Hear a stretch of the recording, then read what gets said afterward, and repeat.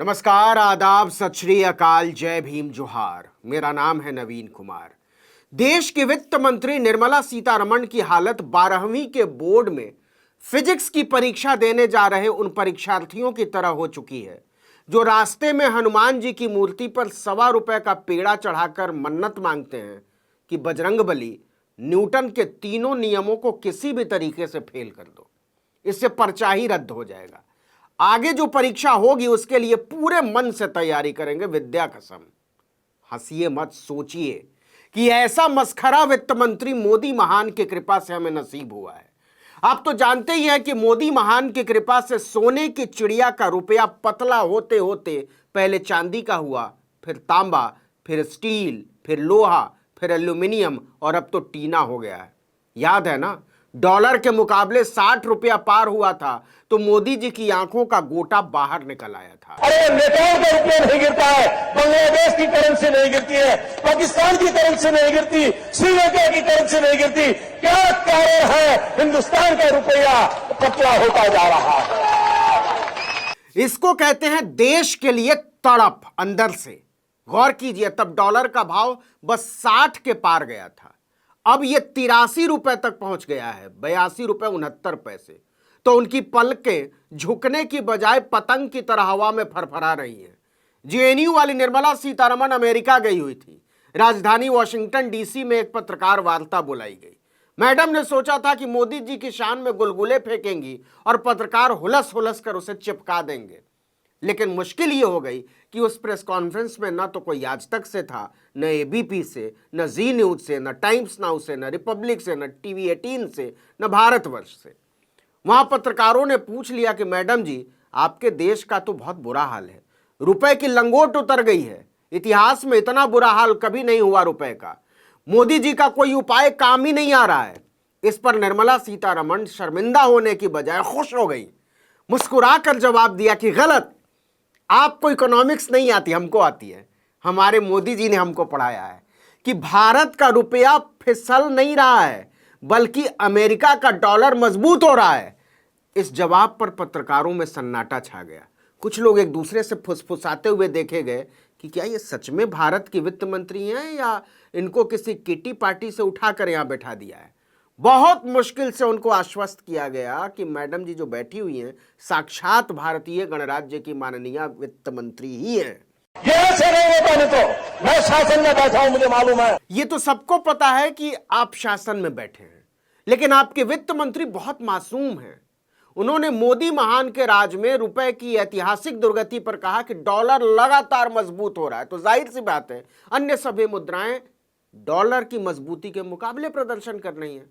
मैं तकनीकी बात नहीं कर रही हूं, लेकिन यह तथ्य है कि भारत का रुपया शायद इस डॉलर की वजह से बढ़ोतरी का सामना करना पड़ रहा है। मुझे लगता है कि भारतीय रुपए ने कई अन्य उभरती बाजार मुद्राओं की तुलना में ठीक ठाक प्रदर्शन किया है।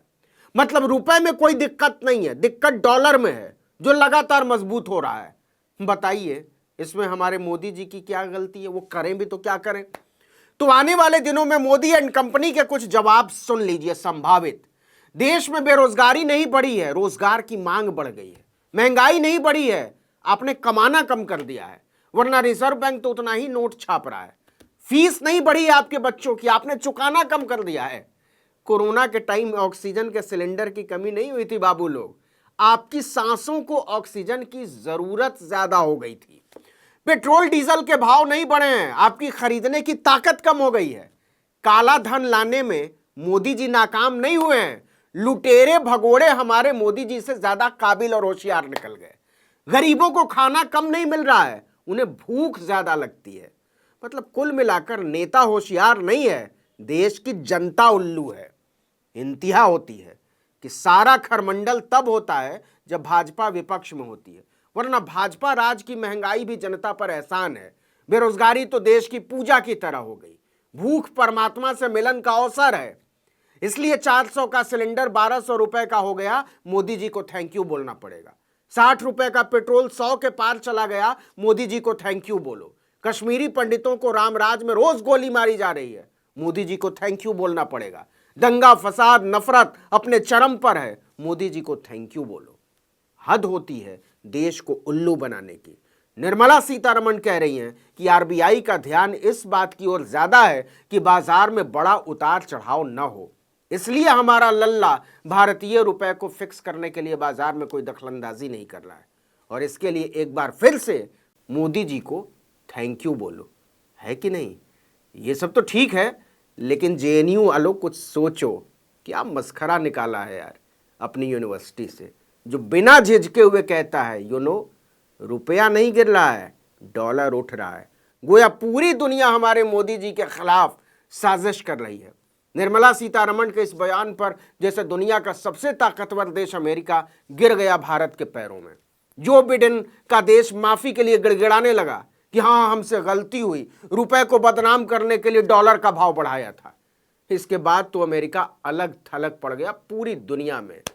पूरा संसार भारत को नीचा दिखाने के लिए अमेरिका की लानत मलामत करने लगा, और भारत नहीं, मोदी जी। और मोदी जी ने एक बार फिर से साबित कर दिया इस तरह से कि वो दरअसल विश्व गुरु हैं।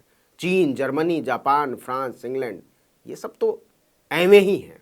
अरे नेपाल का रुपया नहीं गिरता है, बांग्लादेश की करेंसी नहीं गिरती है, पाकिस्तान की करेंसी नहीं गिरती, श्रीलंका की करेंसी नहीं गिरती। क्या कारण है हिंदुस्तान का रुपया पतला होता जा रहा है?